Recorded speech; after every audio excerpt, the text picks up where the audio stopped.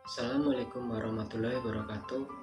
Perkenalkan, nama saya Suratman, saya dari Prodi PPKN semester 3. Saya di sini akan menyampaikan sedikit materi atau materi singkat dari Gerakan 30 SPKI. Sejarah Gerakan 30 SPKI.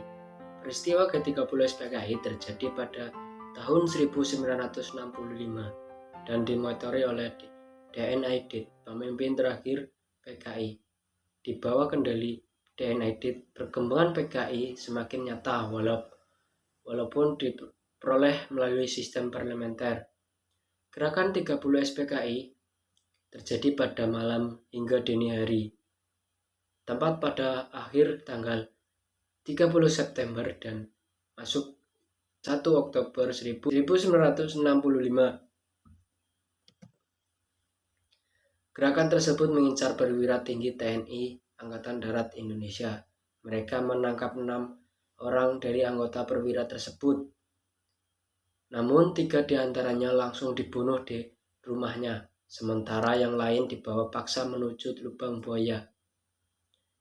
Semua jenazah perwira tinggi TNI Angkatan Darat ditemukan selang beberapa hari kemudian. Kejadian tersebut menelan 6 korban yang merupakan perwira tinggi TNI Angkatan Darat. Keenam perwira tinggi Angkatan Darat tersebut antara lain Letnan Jenderal Anumerta Ahmad Yani, Mayor Jenderal Raden Suprapto, Mayor Jenderal Mas Tiardarmo Haryono, Mayor Jenderal Sismondo Parman, Brigadir Jenderal Donar Iskad Panjaitan, Brigadir Jenderal Swimwab Hiarjo. Sedangkan Panglima TNI yaitu A.H. Nasution yang menjadi sasaran utama berhasil kabur dan meloloskan diri. Namun putri dari A.H. Nasution yang bernama Ade Irma Nasution meninggal dunia karena tertembak. Ia tewas bersama ajudannya yang bernama Letu Pierre Andreas Tendean yang diculik dan ditembak di lubang buaya. Keenam jenderal yang sudah disebutkan di atas dan juga Letu Pierre Tendean kini ditetapkan sebagai pahlawan revolusi sejak diresmikannya pada Undang Tahun Nomor 20 Tahun 2009. Gelar tersebut diakui sebagai pahlawan nasional. Dan berikut ini adalah biografi 7 pahlawan revolusi yang gugur dalam gerakan 30 September PKI. Tujuan dari G30 PKI adalah tujuan utama G30 SPKI adalah menggulingkan pemerintahan era Soekarno dan mengganti negara Indonesia menjadi negara komunis. Seperti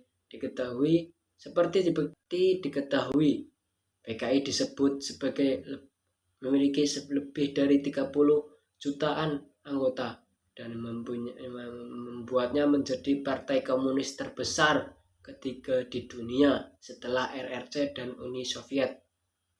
Beberapa tujuan G30 SPKI adalah sebagai berikut.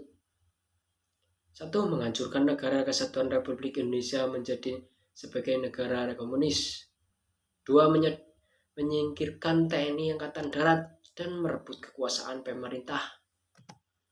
Yang ketiga, mewujudkan cita-cita PKI, yaitu menjadi ideologi komunis dalam membentuk sistem pemerintahan yang digunakan sebagai alat untuk mewujudkan masyarakat komunis. 4. Menjadikan ideologi Pancasila menjadi ideologi komunis. Dan yang kelima, kudeta yang dilakukan pada Presiden Soekarno tak lepas dari rangkaian kegiatan komunis internasional.